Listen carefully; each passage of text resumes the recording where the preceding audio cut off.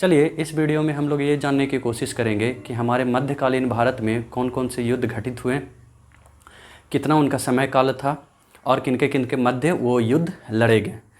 एक नज़र डालते हैं मध्यकाल में होने वाले कुछ प्रमुख युद्धों के बारे में। सबसे पहले मध्यकाल में अगर जाने हम लड़ाई, तो मध्यकाल में सबसे पहला लड़ाई स्टार्ट हो जाता है 712 ईस्वी से। सिंध की लड़ाई के नाम से जाना जाता है। सिंध की लड़ाई 712 ईस्वी। महमूद गजनी का फिर आक्रमण होता है। महमूद गजनी का आक्रमण 1000 ईस्वी से स्टार्ट हो जाता है भारत पे, जिसके बारे में हम विस्तृत रूप में पढ़ेंगे इसी वीडियो में। तीसरा, तराइन का प्रथम युद्ध। तराइन का प्रथम युद्ध 1191 ईस्वी में होता है। तराइन का द्वितीय युद्ध 1192 ईस्वी। चंदावर का युद्ध 1194 ईस्वी। खतौली का युद्ध 1517-1518 ईस्वी में। गागरोन का युद्ध 1519 ईस्वी में। पानीपत का प्रथम युद्ध, बयाना का युद्ध, खानवा का युद्ध, उधर देख सकते हैं चंदेरी का युद्ध, घाघरा का युद्ध, देवरा का युद्ध, चौसा का युद्ध, कन्नौज का युद्ध, सरहिंद का युद्ध, पानीपत का दूसरा युद्ध, तालीकोटा का युद्ध, हल्दी घाटी का युद्ध। तो ये प्रमुख युद्ध हैं जो कि मध्यकालीन भारतीय इतिहास में घटित हुए थे, और इनके बारे में हमें, आपको और सभी विद्यार्थियों को जानना बहुत आवश्यक है। तो चलिए एक एक करके हम इन सभी युद्धों के बारे में हम विस्तृत रूप से जानेंगे कि कौन सा युद्ध किनके मध्य हुआ, कैसे हुआ, क्या कारण था। आइए चलिए। सिंध की लड़ाई 712 ईस्वी में मोहम्मद बिन कासिम और राजा दाहिर के बीच लड़ी गई थी ये युद्ध। अच्छा, सबसे पहले ये समझते हैं मोहम्मद बिन कासिम था कौन। मोहम्मद बिन कासिम एक अरब व्यक्ति था, अरबी भी बोल सकते हैं इसको, एक अरबी व्यक्ति था, पेशे था और जाति से मुसलमान ही था।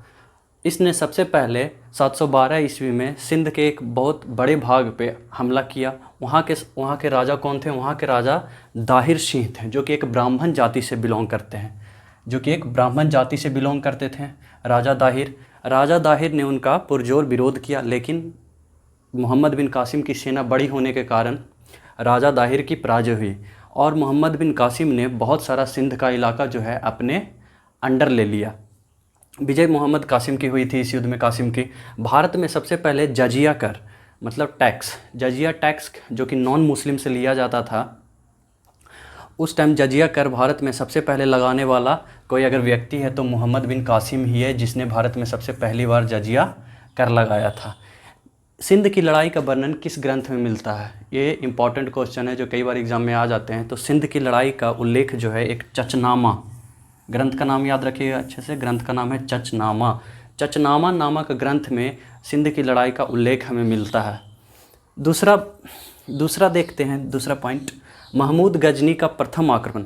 हम लोग, आपको याद होगा तो ये बात जानते होंगे, हम लोग चीज़ों को क्रम वाइज पढ़ रहे हैं, सीक्वेंस में पढ़ रहे हैं। सबसे पहले युद्ध से लेकर सबसे आखिरी तक वाला युद्ध हम लोग देखेंगे।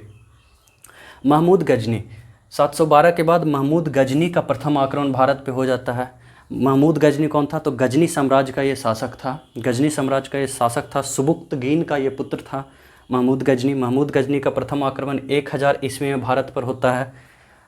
इम्पॉर्टेंट बात ये याद रखने वाली ये है, 1025 ईस्वी में सोमनाथ मंदिर पर इसने हमला किया था और सोमनाथ मंदिर में से बहुत सारे धन और खजाना लूट के ये लेके चला गया था।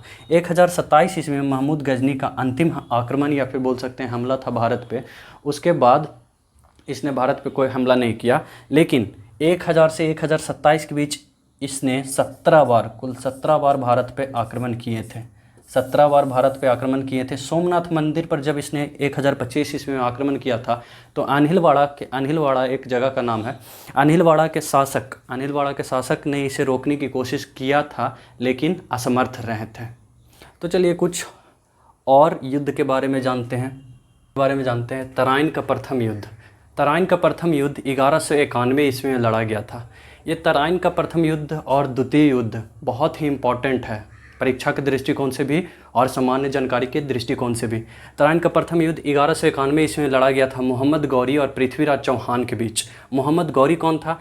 तो ऐसे ध्यान रखिए, मान लीजिए कि एक गजनी साम्राज्य है, गजनी साम्राज्य का शासक कौन था उस टाइम गजनी साम्राज्य का शासक था, मैंने पहले भी बताया है, महमूद गजनी नाम था उसका, जिसने भारत पर 17 बार आक्रमण किए थे। और इस गजनी साम्राज्य में एक छोटा सा इलाका पड़ता था जिसका नाम था गौर।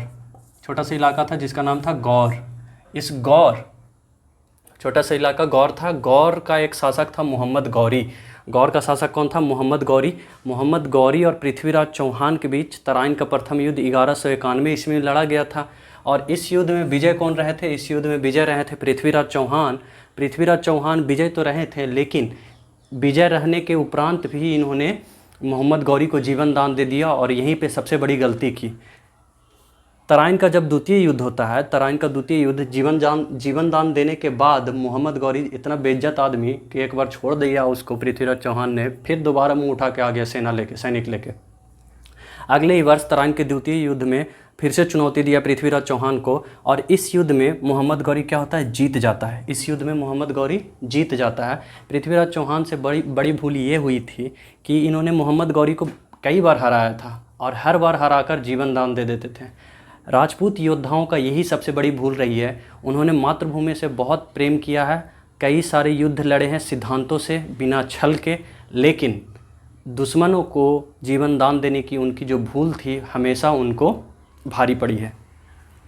यहाँ पे भी मोहम्मद गौरी को उन्होंने तराइन के प्रथम युद्ध में जीवन दान दिया था। तराइन के द्वितीय युद्ध में 1192 में फिर से ललकारा पृथ्वीराज चौहान को, और इस बार पृथ्वीराज चौहान को हरा देता है मोहम्मद गौरी, और हरा कर सीधे अपने देश ले जाकर बंदी बनाकर कारागार में डाल देता है।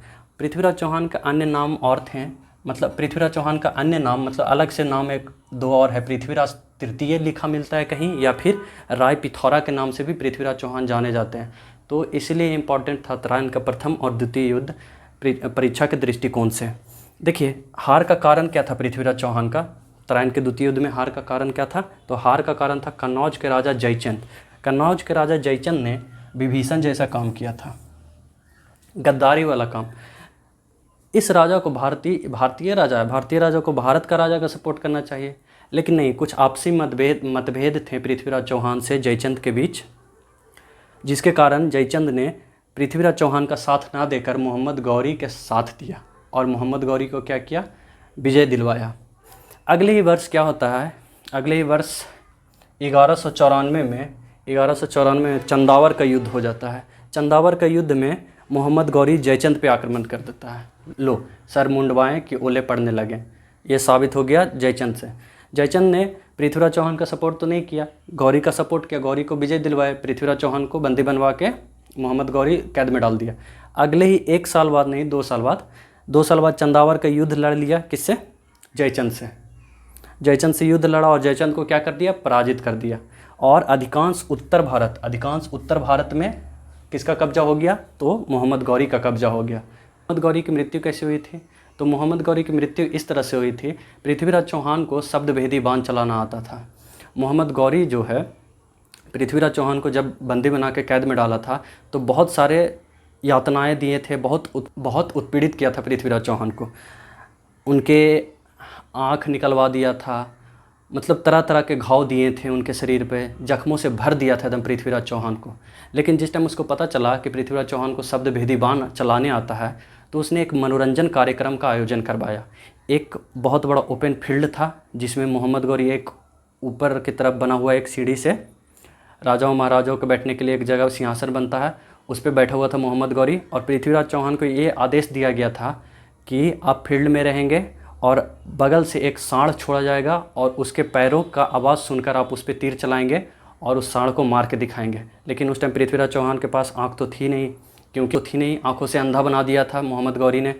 तो हुआ यूँ कि पृथ्वीराज चौहान का एक मित्र था जो कि उसका कवि भी था, पृथ्वीराज चौहान के दरबार में कवि का काम करता था, उसका नाम था चंदवर दाई। चंदवर दाई ने कुछ कविताओं के माध्यम से पृथ्वीराज चौहान को बताया कि यहाँ पे मतलब सुल्तान बैठा है, क्या करो कि अनुमान लगाकर उसी की तरफ तीर चलाओ और उसकी हत्या कर दो।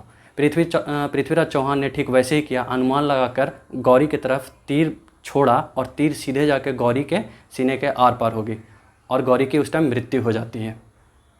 तो ये कहानी थी पृथ्वीराज चौहान और गौरी की मृत्यु की। तो आइए अगला युद्ध के बारे में जानते हैं। 1398 का समय काल था। 1398 का समय काल था।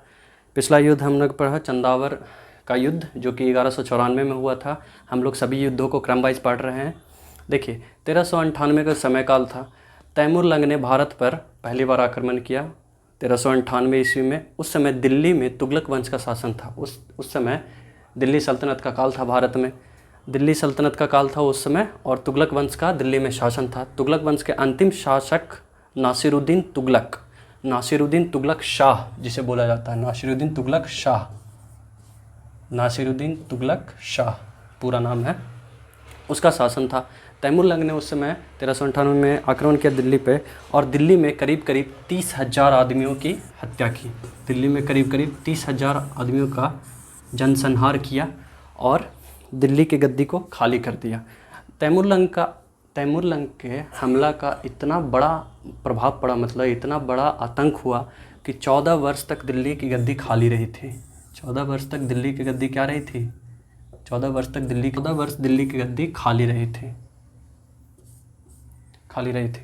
उसके बाद तैमुरलंग ने अपने एक सेनापति बोल सकते हैं, गवर्नर बोल सकते हैं, जो भी बोलिए, खिज्र खां को दिल्ली के गद्दी पे बैठा दिया था, और उसने खिज्र वंश की स्थापना की थी दिल्ली के गद्दी पे। अगला युद्ध होता है खतौली का युद्ध 1517 ईस्वी में। खतौली का युद्ध राणा सांगा और इब्राहिम लोदी के बीच होता है। इब्राहिम लोदी कौन? तो दिल्ली सल्तनत का अंतिम शासक, दिल्ली सल्तनत का बोल सकते हैं अंतिम शासक इब्राहिम लोदी था। खतौली का युद्ध 1517 ईस्वी राणा सांगा और इब्राहिम लोदी के बीच में ही हुआ था, जिसमें विजेता कौन रहे थे? राणा सांगा विजय हुए थे। राणा सांगा उस युद्ध में क्या हुए थे? विजय हुए थे। अगला युद्ध देखते हैं, गागरोन का युद्ध। नाम याद रखिएगा, गागरोन का युद्ध 1519 ईस्वी में होता है। इसमें भी राणा सांगा और इस समय मालवा के महमूद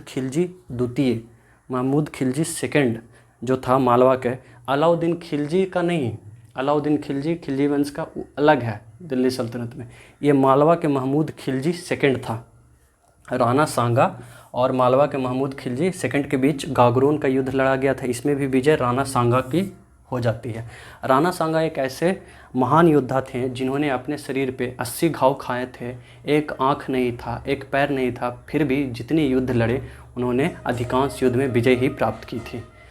तो आज के वीडियो में बस यहीं तक। अगले पार्ट में हम लोग मध्यकालीन भारत के कुछ और प्रमुख युद्ध के बारे में देखेंगे। उसके बाद आधुनिक भारत के युद्ध की तरफ बढ़ेंगे। धन्यवाद।